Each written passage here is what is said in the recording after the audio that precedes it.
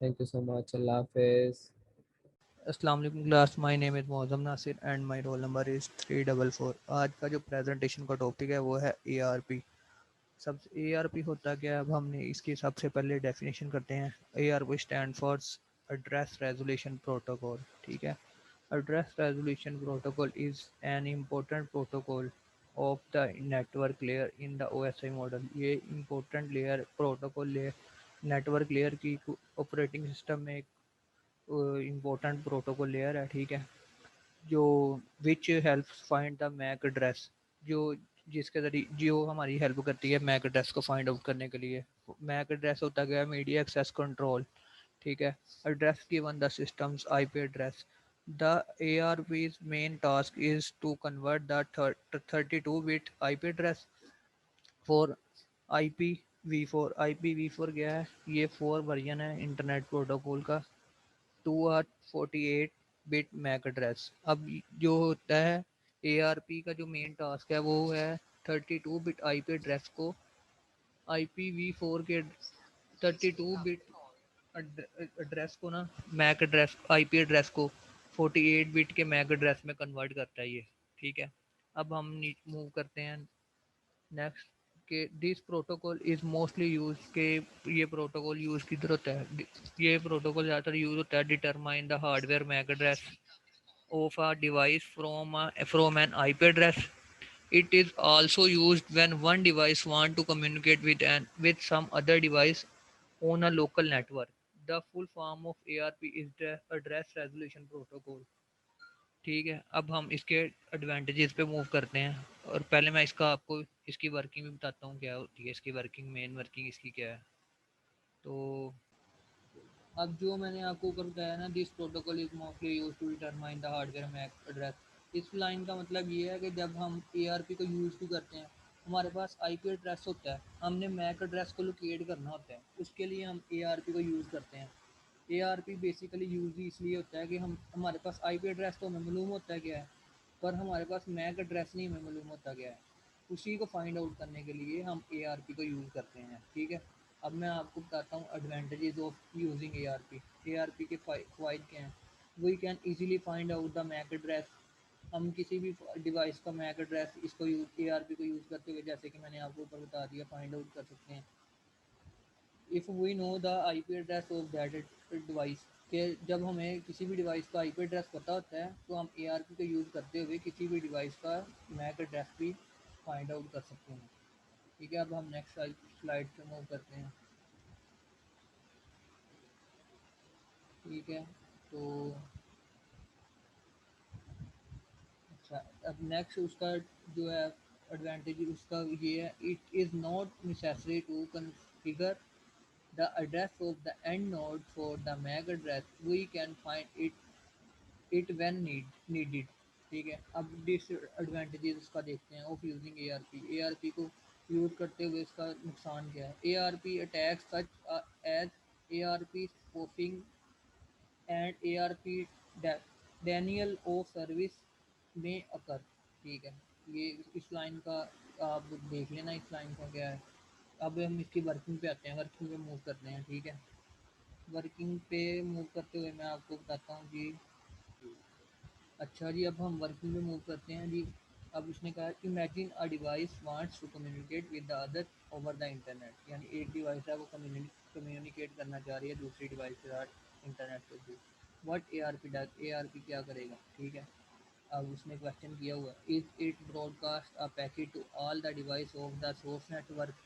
ठीक है, the device of the network field the header of the data link layer from the protocol data unit PDU. PDU stands for protocol data unit. Call frame and transfer the packet of the internet layer। ये third layer है उसकी OSI model की। ठीक है, network layer है OSI model की। अब इसमें वो क्या क्या बेसिकली कहना क्या चाह रहा है, हम अब हम वो बताते हैं। ठीक है, कि वो कहना क्या चाहता है कि उसकी वर्किंग में होता क्या है।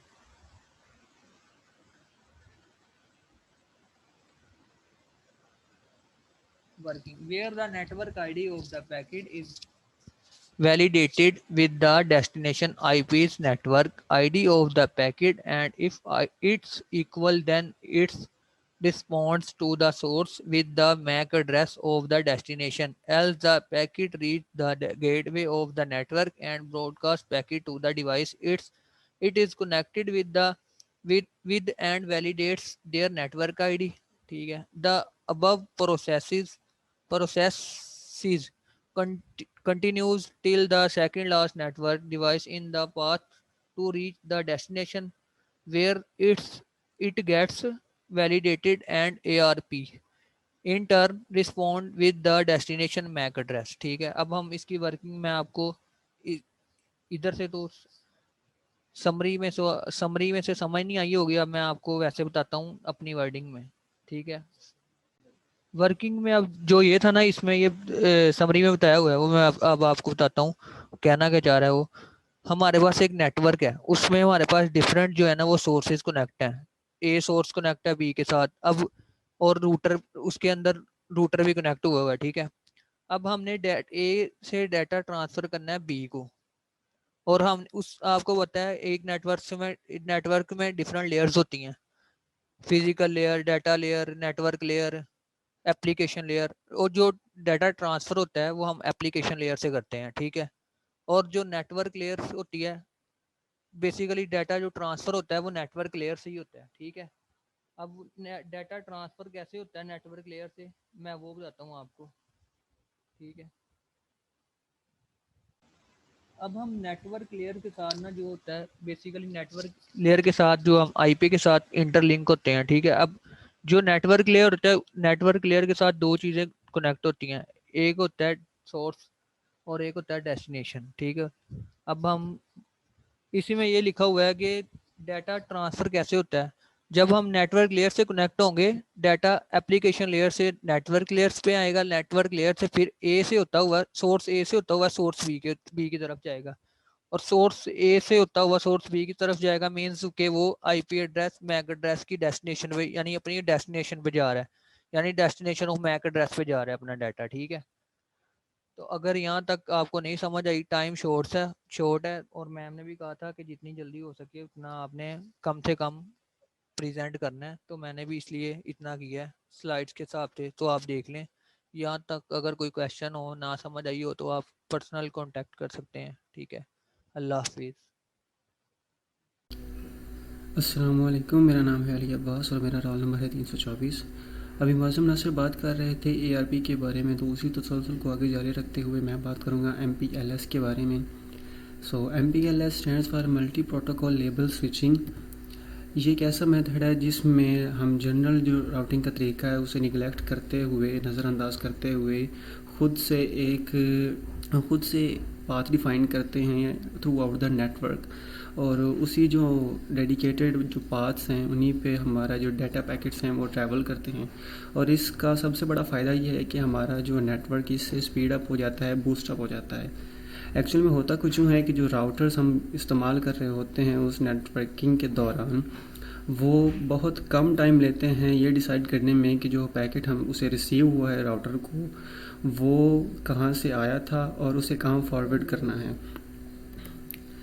इसे समझते हैं कि छोटी सी एग्जांपल के ज़रिए कि एक ड्राइवर जिसे एक सिटी में अपनी लोकेशन पे पहुंचना है तो वो दो तरीक़ों के ज़रिए वहाँ पे पहुंच सकता है.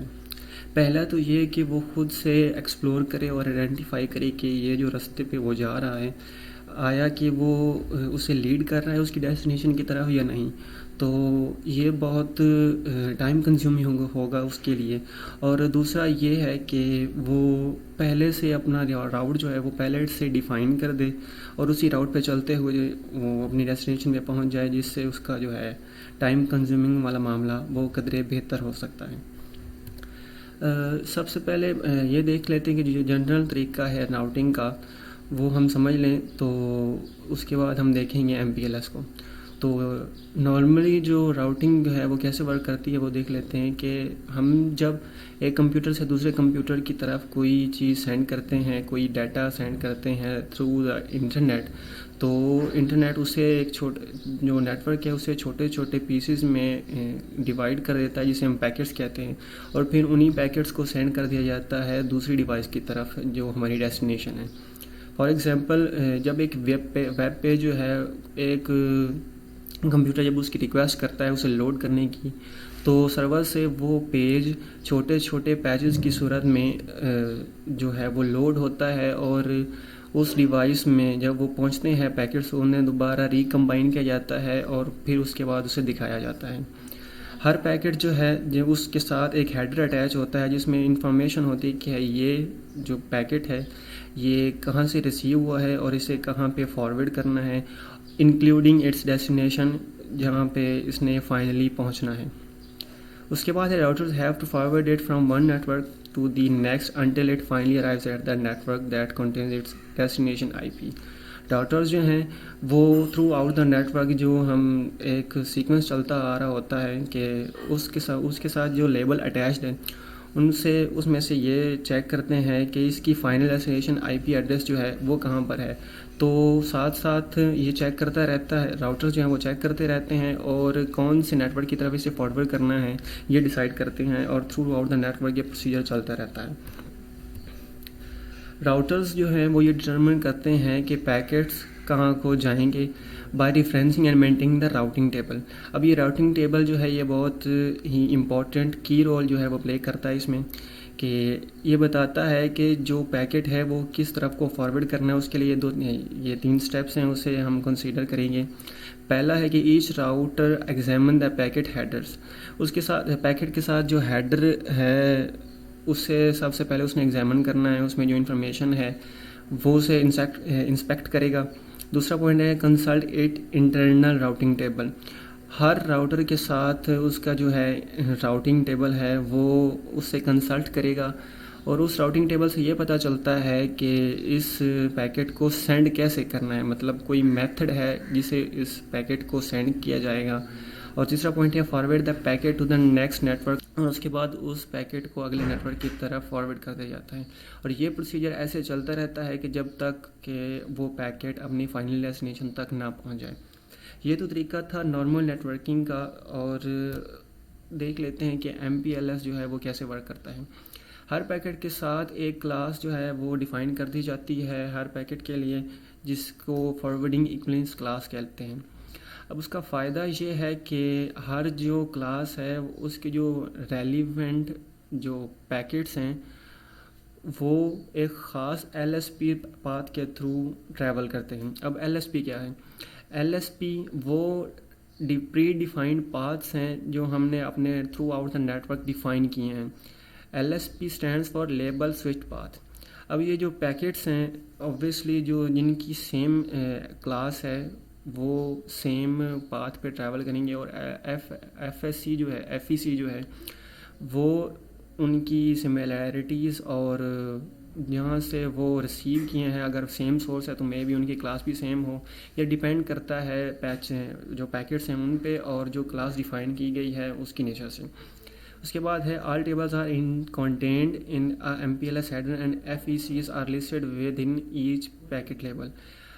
मे भी हो सकता है कि जो पैकेट हम सेंड कर रहे हैं उसके साथ एक या एक से ज़्यादा लेबल अटैच्ड हो, मे भी उसके साथ कोई इंक्रिप्शन हो, इंक्रिप्शन की की हो, और साथ में हो सकता है IP का कोई लेबल अटैच्ड हो।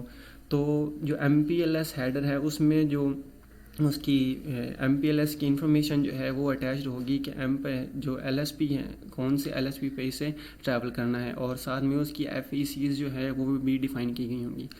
उसके बाद router examine the packet label and direct the packet to the right LSP। अब ये तो जो है हमारा जनरल जो वे था नेटवर्किंग का, उसमें भी होता है कि राउटर जो है वो एक अपने जो है पैकेट उसे एग्जामिन करता है, उसके लेबल हेडर को एग्जामिन करता है, और उसे एग्जामिन करने के बाद उसे पता चलता है कि कौन से नेटवर्किंग के राउटर को इसे फॉरवर्ड करना है पैकेट को। अब इसका फ़ायदा ये है कि राउटर को सारे जो पैकेट्स हैं वो इंस्पेक्ट नहीं करने पड़ते, वो सिर्फ जो MPLS का जो हेडर है सिर्फ उसे वो देखता है, और बाकी जो IP या बाकी इंक्रिप्शन के जो भी उसके साथ लेबल अटैच हैं उन्हें रीड उसे नहीं करना पड़ता। तो इस वजह से ये प्रोसीजर जो है वो कदरे तेज़ परफॉर्म करता है as compare to a general पे।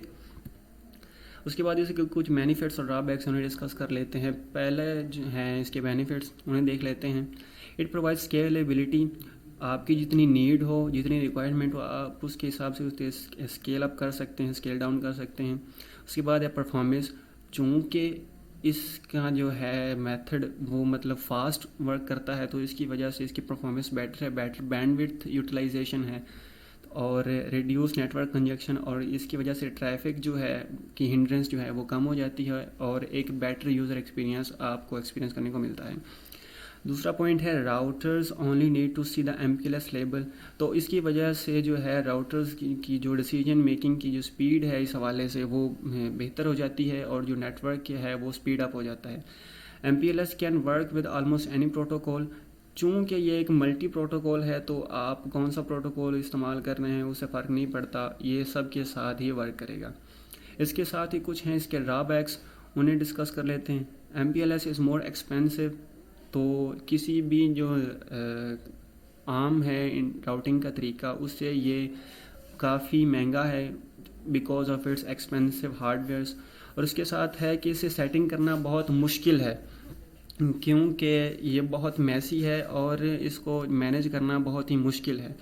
मोस्ट ऑफ द ऑर्गेनाइजेशन जो हैं अगर उन्हें अपने मुख्तलिफ नेटवर्क्स को कंबाइन करना हो तो उनके लिए बहुत दिक्कत पेश होती है। तीसरा पॉइंट है MPLS इज़ नॉट इनक्रिप्टेड, ये सबसे बड़ा मसला है, और अगर कोई हैकर आपके नेटवर्क को अप्रोच कर लेता है किसी न किसी तरह तो उसके लिए आपके डाटा को मैनिपुलेट करना बहुत आसान हो जाता है। बिल्कुल उसे एक प्लेन टेक्स्ट की सूरत में वो डाटा मिल जाता है और उसे वो आसानी से मैनिपुलेट कर सकता है। आखिरी पॉइंट है कि अगर ऑर्गेनाइजेशन जो हैं उनकी जो सर्विसेज हैं वो क्लाउड सर्विसेज इस्तेमाल कर रहे हैं तो उनके लिए इस MPLS सर्विस को इस्तेमाल करना बिल्कुल ही नामुमकिन हो जाता है, और उसकी वजह ये है कि जो वो सर्वर्स इस्तेमाल कर रहे होते हैं उनके पास उनकी एक्सेस ही नहीं होती, तो उनके लिए ये सेटअप करना नामुमकिन है। अब सवाल ये पैदा होता है कि फिर MPLS को यूज़ कब किया जाए। So MPLS can be use when speed and reliability are highly important, तो जब आपने अपना नेटवर्क जो है वो स्पीड अप करना हो, आपकी कम्युनिकेशन आपको स्पीड में चाहिए हो और आपने टोटली रिलाई करना हो, आपकी जो रिलायबिलिटी है वो ज़्यादा हो, तो उसके लिए ये बहुत एक बेटर ऑप्शन है MPLS। उसके साथ ही अगर आपने एप्लीकेशन यूज़ करनी हो for the real time experience तो उसके लिए जैसा कि वीडियो कॉल्स या वॉइस कॉल्स हों थ्रू द इंटरनेट, तो उसके लिए भी MPLS जो है वो एक बेहतर चॉइस हो सकती है।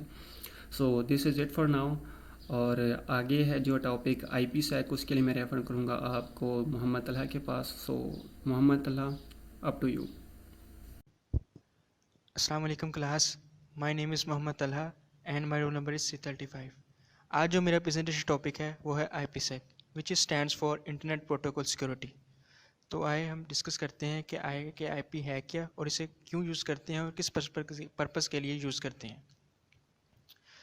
फर्स्ट पे हमारे पास इंट्रोडक्शन में देखते हैं कि एक्चुअली IP है क्या। Internet protocol, it is a method और protocol by which data is send from one packet to another on the internet. Internet protocol अगर इसका वर्ड मीन्स देखें तो इसका मतलब होता है manner, etiquette, rules, obligation. Means के इंटरनेट प्रोटोकॉल से मुराद के इंटरनेट को यूज़ करने के जो रूल्स इंटरनेट को इस्तेमाल करने के जो रूल्स और रेगुलेशन है वो एक्चुअली कराता है इंटरनेट प्रोटोकॉल। अगर इसकी नेटवर्किंग में हम डेफिनेशन देखें तो it is a method or protocol by which data is send from one computer to another on the internet, कि एक ऐसा प्रोटोकॉल, ऐसा तरीका है जिससे हम इंटरनेट पर एक कंप्यूटर से डाटा दूसरे कंप्यूटर में सेंड करते हैं। लेकिन जब डाटा हम सेंड करते हैं कंप्यूटर से दूसरे मीन्स सोर्स टू डेस्टिनेशन, लेकिन हम काफ़ी चीज़ों के बारे में इनसिक्योर होते हैं कि बहुत सी चीज़ों के बारे में इनसिक्योर होते हैं कि हाँ कि डाटा हमारा प्रोटेक्टेड वे से जा रहा है, कोई थर्ड पार्टी एक्सेस तो नहीं कर रही। तो इन काफ़ी चीज़ों के बारे में हम इंश्योर होते हैं। जैसे अगर हम 3 पॉइंट्स देखे हैं अपने।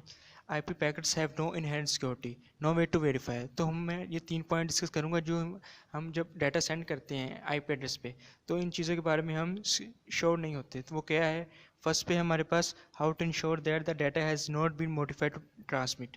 मीन जैसे हम डाटा भेजते हैं ट्रांसमिशन के दौरान क्या है कि हमारे डाटा में कोई चेंजिंग किसी किस्म की मॉडिफिकेशन अकर ना हो। सेकंड पे हमारे पास how to ensure that data has not been viewed by the third party. इससे मुराद जब हम डाटा सेंड कर रहे हैं तो कोई थर्ड पार्टी इसे एक्सेस ना करे। तो इस चीज़ के बारे में हम कैसे श्योरिटी पैदा करें कि हमारे थर्ड पार्टी एक्सेस ना करे। थर्ड पॉइंट पर जिसके बारे में हम इंश्योर होते हैं कि how to ensure that the data that you have received is from the right person from the true sender। कि आपने जो डाटा सेंड कर रहे हैं आया कि वो डायरेक्ट एग्जैक्ट वही लोकेशन पर सेंड हो रहा है। तो काफ़ी चीज़ों के बारे में आपको इनसिक्योर होती है। तो ऐसी चीज़ ये जिन चीज़ों को हम ओवरकम किस में करते हैं, IPsec। नेक्स्ट है हमारे पास IPsec। IPsec provide automatic solution for this problems by providing service. ऊपर हम काफ़ी चीज़ों के बारे में इनसिक्योर थे तो IPsec क्या करता है, हमें it is a combination of protocols that provide security during transmutation. Mean जब हम डाटा रिसीवर से सेंडर से रिसीवर पे सेंड करते हैं तो इस दौरान जो हमें सिक्योरिटी प्रोवाइड करता है वो कौन करता है, IP सिक्योरिटी। तो ये हमें 3 सहूलियत है बाय प्रोवाइडिंग सर्विसेज। तो हम ये सर्विस प्रोवाइड जिसमें फर्स्ट है कॉन्फिडेंशियलिटी, उसके बाद integrity, authentication, anti replay. Confidentiality में क्या होता है कि इस पर हमारा डाटा इनक्रिप्ट होता है। इससे मुराद के कोई भी हमारा डाटा को थर्ड पार्टी हमारे डाटा को एक्सेस नहीं कर सकती। ये सर्विस होती है। सेकंड पे इंटेग्रिटी। इंटेग्रिटी में क्या है, we want to make sure that nobody change the data in our packets के सेकंड सर्विस ये प्रोवाइड करता है कि कोई भी हमारे डाटा जो सेंड हो रहा है उसमें कोई भी किस्म की मॉडिफिकेशन या चेंजिंग नहीं कर सकता। ये सर्विस ही हमें IPsec प्रोवाइड करता है। थर्ड पे हमारे पास authentication. The sender and receiver will authenticate each other. इसमें ऑथेंटिकेशन में ये होता है कि रिसीवर दोनों आपस में ऑथेंटिकेट है। मींस के जो सेंडर ने डाटा सेंड किया वो एग्जैक्ट रिसीवर के पास जाए, किसी और एड्रेस पे ना जाए। तो ये सर्विस भी हमें IPsec प्रोवाइड करता है। लास्ट वन है additional property and replay. Even if a packet is encrypted and authenticated, an attacker could try to capture these packets, send them again by using sequence number। IPsec will not transmit any duplicate packets। तो क्या होता है, जब data हमारा authenticated होता है तो एक अटैकर जो होता है वो हम डाटा पैकेट्स को कैप्चर करने की कोशिश करता है ताकि ना वो अगेन हमें मॉडिफाई करके सेंड कर सके by using sequence number. Sequence number क्या होता है ये हम आगे फर्दर IPsec के आर्किटेक्चर में डिस्कस करेंगे। तो IPsec हमें कोई भी डुप्लीकेट पैकेट फ्राहम नहीं करता है। डाटा पैकेट्स क्या होते हैं, डाटा पैकेट्स वो होते हैं जो हम जब डाटा हम सेंड करते हैं तो डाटा हमारे ना पीसेस में स्प्लिट हो जाता है, छोटे छोटे ना पीसेस में उसको स्प्लिट कर दिया जाता है। तो उन स्प्लिट पीसेस को हम कहते हैं डाटा पैकेट्स। नेक्स्ट स्लाइड में हम डिस्कस करते हैं IPsec operate in one of the 2 modes. IPsec जो एक्चुअली ऑपरेट करता है वो 2 मोड्स पे ऑपरेट करता है। One is transport mode and second one is tunnel mode. Transport mode में क्या होता है, it protects the payload coming from the transport, it does not protect the IP header. ये क्या करता है, हमारे सिर्फ डाटा को प्रोटेक्ट करता है ट्रांसपोर्ट लेयर से। ट्रांसपोर्ट लेयर से जो अपन डाटा आता है नेटवर्क लेयर तक, तो इस दौरान जो डाटा सिक्योर करती है वो IPsec ही करता है। फर्स्ट पॉइंट देखें, it provides that payload coming from the transport layer, किसी ये सिर्फ ट्रांसपोर्ट लेयर से आते पेलोड डाटा को प्रोटेक्ट करता है। सेकंड पे है it does not protect the IP header, लेकिन ये IP हेडर को प्रोटेक्ट नहीं करता। अब IP हेडर पेलोड क्या है, IP हेडर वो होती है जब हम डाटा सेंड करते हैं तो डाटा के रिलेटेड इन्फॉर्मेशन होती है कि किस सेंडर के पास जाना है, किस एड्रेस पे जाना है। तो ये चीज़ हमारी स्टोर होती है IP हेडर पे। और पे लोड होता है जो एक्चुअली हमारा डाटा होता है, ठीक है। तो ट्रांसपोर्ट मोड में हम डाटा प्रोटेक्ट होता है, ट्रांसपोर्ट लेयर से जो हमारा डाटा आता है वो पे लोड एक्चुअली होता है, पे लोड कहलाता है। तो सिर्फ पे लोड प्रोटेक्ट होता है ट्रांसपोर्ट मोड में, लेकिन ट्रांसपोर्ट में IP हेडर प्रोटेक्ट नहीं होता। अगर आप इसकी ये डायग्राम देखें तो सबसे पहले ट्रांसपोर्ट लेयर में ट्रांसपोर्ट लेयर पे लोड, इसलिए इस पे लोड को ट्रांसपोर्ट लेयर कह दिया है क्योंकि ये ट्रांसपोर्ट लेयर से डाटा आ रहा है, ठीक है। जैसे ट्रांसपोर्ट लेयर पे लोड से डाटा आ रहा है तो आप देखें IPsec लेयर वर्क करना स्टार्ट कर देती है। क्या करते हैं, IPsec H, IPsec T। इससे मुराद है IPsec हेडर और IPsec टेल। इसमें क्या होता है, हमारे पे लोड डाटा को प्रोटेक्ट कर लिया जाता है किस 2 ब्लॉक से। एक IPsec हेडर होता है, IPsec T जिसे कहते हैं ट्रेलर, ठीक है। उसके बाद डाटा प्रोटेक्ट होकर जाता है नेटवर्क लेयर के पास। नेटवर्क लेयर ये देखेंगे अगर आप इसको, अगर आप देखेंगे तो ये डायग्राम में आईपी लोड को मुकम्मल तरीके से प्रोटेक्ट कर दिया गया है, लेकिन ये साथ में देखेंगे आईपीएच आईपी हेडर जिसमें हमारी सेंडर की इंफॉर्मेशन है, तो वो इसे प्रोटेक्ट नहीं करता। तो ट्रांसपोर्ट मोड में हमारे सिर्फ पे लोड को प्रोटेक्ट किया जाता है, आईपी हेडर को प्रोटेक्ट नहीं किया जाता है। नेक्स्ट स्लाइड में हम डिस्कस करेंगे टनल मोड। टनल मोड में क्या होता है, इस पर हमें इंटायर पैकेट को प्रोटेक्ट किया जाता है। कैसे सिक्योर किया जाता है, क्योंकि उसमें आईपी हेडर को भी प्रोटेक्ट किया जाता है और पे लोड को भी प्रोटेक्ट किया जाता है। कैसे प्रोटेक्ट किया जाता है, अगर आप इसकी डायग्राम देखें, सबसे पहले हमारे पास है नेटवर्क लेयर, ठीक है। नेटवर्क लेयर में आईपीएच भी है और आईपी पे लोड भी है, ठीक है। अब दोनों पे लोड भी आ रहा है, आईपी हेडर, दोनों चीज़ें प्रोटेक्ट होकर जाएंगी आईपीसेक लेयर में, ठीक है। आईपीसेक इन दोनों को प्रोटेक्ट करेगा किस ब्लॉक्स में, आईपीसेक एच हेडर में और आईपीसेक टी ट्रेलर में। तो ये दोनों चीज़ें प्रोटेक्ट होकर सीधा जाएंगी नेटवर्क लेयर पे, ठीक है। तो ये अगर आप देखेंगे न्यू आईपी पे लोड, ये अभी पे लोड में डाटा प्रोटेक्ट होके आ गया नेटवर्क लेयर पे। तो अब ये जो लास्ट पे आप देखेंगे न्यू हेडर, ये होता है आईपीएच। एक न्यू हेडर बन जाता है, जो हमारे इंफॉर्मेशन होती है डाटा के बारे में सेंड करने की रिलेटेड इंफॉर्मेशन होती है, वो एक न्यू हेडर में स्टोर हो जाती है। तो इस तरह हमारा डाटा ऑपरेट्स होता है आईपीसेक में। इसमें हमने डिस्कस किए एक ट्रांसपोर्ट मोड में पे लोड प्रोटेक्ट होता है जब आईपी हेडर नहीं होता, लेकिन हमारे टनल मोड में क्या होता है, इंटायर पैकेट को प्रोटेक्ट किया जाता है जिसमें IP header as well as IP payload भी इंक्लूड होता है। नेक्स्ट स्लाइड में हम डिस्कस करेंगे आईपीसेक का आर्किटेक्चर क्या होता है। जैसे कि आप लोग जानते हैं कि आईपीसेक क्या होता है, कम्बिनेशन ऑफ प्रोटोकॉल्स। इसके मुख्तलिफ प्रोटोकॉल यूज़ होते हैं डाटा को प्रोटेक्ट करने के लिए, लेकिन वो कौन से प्रोटोकॉल्स होते हैं वही हम आईपीसेक के आर्किटेक्चर में डिस्कस करेंगे। फर्स्ट है हमारे पास ESP, सेकेंड वन AH और लास्ट में है IKE। ESP देखें तो स्टैंड्स फॉर इनकैप्सुलेटिंग सिक्योरिटी पेलोड, ठीक है। इसमें ये हमें जो सर्विस प्रोवाइड करता है, हमें तीनों सर्विस प्रोवाइड करता है, ऑथेंटिकेशन भी प्रोवाइड करता है, कॉन्फिडेंशियलिटी प्रोवाइड भी करता है और इंटेग्रिटी भी प्रोवाइड करता है। लेकिन अगर हम AH की बात करें, AH जो सिर्फ हमें दो सर्विस प्रोवाइड करता है, ये हमें इंटेग्रिटी प्रोवाइड करता है और ऑथेंटिकेशन प्रोवाइड करता है, हमें ये कॉन्फिडेंशियलिटी नहीं प्रोवाइड करता।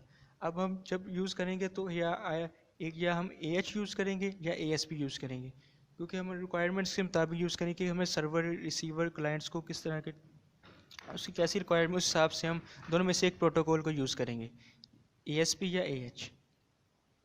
और लास्ट पे IP। जैसे हम डाटा आईपीसेक पे प्रोटेक्ट हो जाए तो जैसे जाता है तो की पे जाए। आईपी एक की एक्सचेंज है जिस पे हम की जनरेट करते हैं, ठीक है। की को पब्लिक की होगी, ठीक है, सीक्रेट की होगी, तो इस तरह की जो मैनेजमेंट होती है वो की पे मैनेज की जाती है। नेक्स्ट पे अगर हम देखें तो प्रोटोकॉल यूज इन आईपीसेक। अब ऑथेंटिकेशन हेडर की बात करते हैं। ये प्रोवाइड करता है सिक्योर ऑथेंटिकेशन डाटा इंटेग्रिटी, लेकिन प्राइवेसी नहीं। ऑथेंटिकेशन कौन सी दो सर्विस प्रोवाइड करता है, ऑथेंटिकेशन इंटेग्रिटी, लेकिन ये कॉन्फिडेंशियलिटी नहीं प्रोवाइड करता।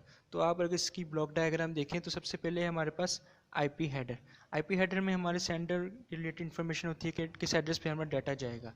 तो सेकंड पे अगर आप देखें तो हमारे पास है AH ऑथेंटिकेशन हेडर है।